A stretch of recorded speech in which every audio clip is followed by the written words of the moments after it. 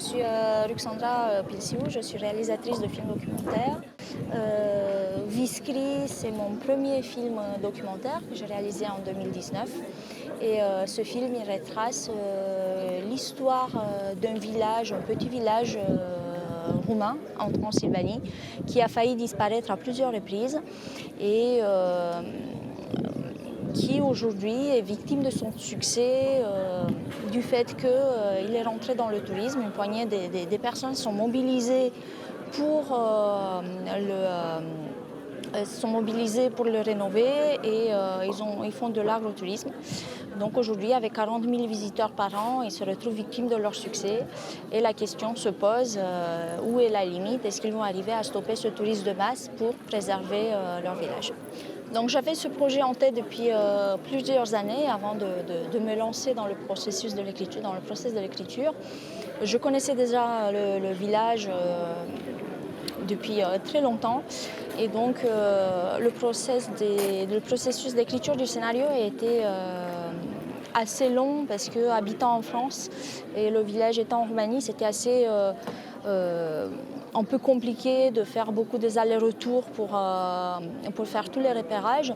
Donc j'attendais les saisons, l'été, l'hiver, quand je retournais chez mes parents en Roumanie pour pouvoir me rendre dans le village et faire mes repérages. Donc j'ai passé un an et demi, je crois, pour assembler tous les éléments et pouvoir vraiment avoir un dossier constitué. Et une fois le dossier constitué, je l'ai présenté à un producteur. J'ai fait une école de cinéma, un master de cinéma à Aix-en-Provence. Et l'un de mes profs avait aussi une société de production et il a été très intéressé par mon projet. Donc tout de suite, il a accepté.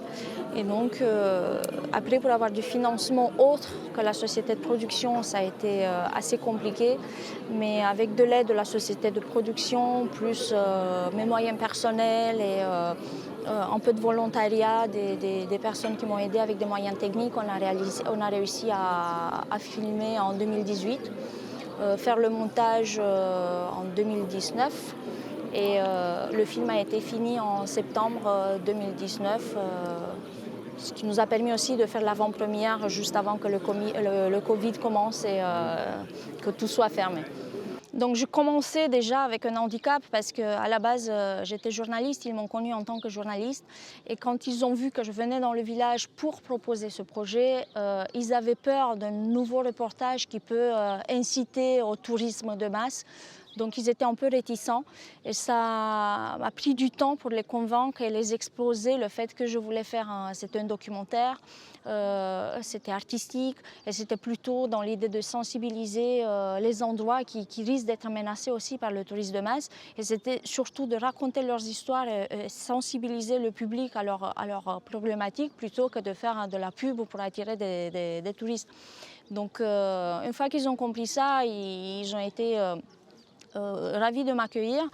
Je suis allée plusieurs fois pour les rencontrer sans caméra, donc j'ai juste pris des notes pour comprendre bien l'histoire du village et les étapes par lesquelles ils sont passés. Et mon plus grand regret, c'était aussi que je n'ai pas enregistré leurs témoignages, peut-être juste un enregistrement son, sans vraiment filmer pour rentrer tout de suite dans leur intimité avec une caméra.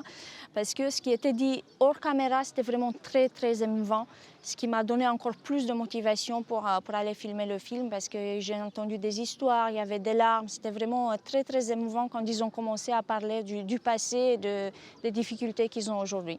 Donc voilà, ça a été pendant un an et demi, plusieurs rencontres où on a discuté, on a mangé ensemble. Ils m'ont ouvert le musée qui n'était pas ouvert au public à ce moment-là. Et ça a été on a créé un lien très très fort. Et voilà, après pendant le tournage, ça a été moins expressif. Mais voilà, le contact a été très très bon. Ce qui m'a motivée de venir au festival Caméra des Champs, c'est que c'est vraiment un festival qui est dédié à la ruralité. Et je me suis dit qu'un film comme Viskri, qui parle de la vie d'un village, ça peut plaire ici et ça peut aussi intéresser cette communauté qui, voilà, pour ne pas faire les mêmes erreurs que déjà les autres villages l'ont fait.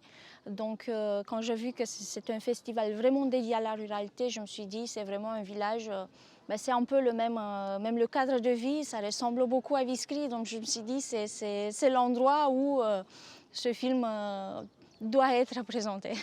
Alors au début, quand le tourisme a commencé dans ce village, effectivement c'était un touriste qui rapportait aux villageois. Et ils étaient contents de le faire parce que c'était plutôt dormir dans des maisons d'hôtes, manger avec les villageois à table, le petit-déj, tout ça, tous ensemble. Donc c'était très convivial, c'était plutôt dans le partage d'une culture.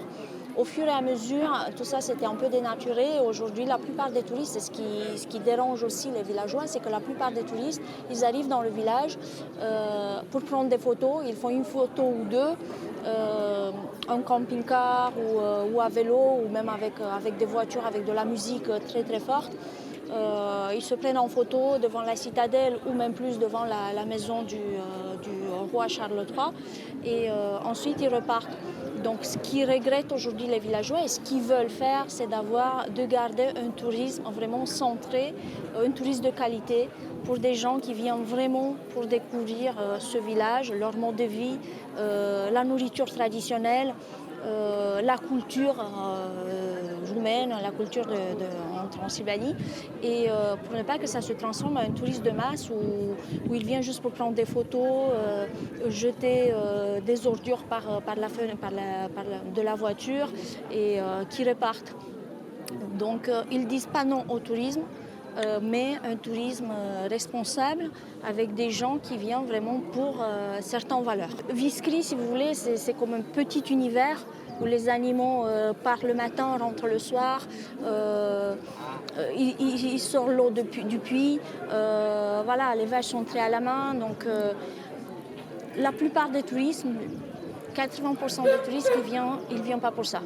Ils viennent juste parce qu'ils ont entendu que c'est quelque chose de touristique, parce qu'ils ont vu des vidéos sur Internet que c'est là qu'il faut aller, donc ils viennent. La plupart, ils sont déçus, ils passent 1 heure peut-être dans le village, à regarder un peu à droite, à gauche. À la fin, ils disent bon, on est déçus et ils partent. Alors que ce tourisme-là, il n'est pas adapté pour ce que ce village peut amener et peut offrir. Les animaux sont embêtés, ils n'ont pas de respect, ils mettent les vélos dans le puits où les animaux vont boire de l'eau, où ils se garent en camping-car tout au long de la route avec de la musique très très forte. Donc du coup, les animaux pour rentrer le soir chez eux, ils sont un peu perdus. Donc c'est pas du tout dans l'esprit dans lequel les villageois ils étaient il y a 15 ans, quand ils ont dit on fait du tourisme. D'ailleurs, les premiers touristes qui sont allés, ce sont des Français qui sont allés vraiment pour cet esprit de nature, de manger bio, d'assister à une vie d'un village traditionnel roumain. Et donc, toutes ces valeurs, aujourd'hui, sont perdues. C'est un tourisme de masse qui n'a pas vraiment d'intérêt pour la vie locale.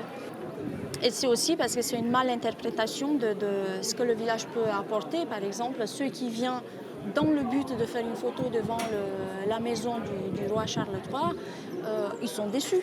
Ils sont déçus parce qu'ils disent « Ah mais c'est ça, il n'y a rien de spécial ». Mais non, parce que quand il vient là, c'est pour vivre tranquillement. Il a une maison comme tous les autres, aucune plaque pour identifier que c'est celle-ci la maison. Donc c'est vraiment...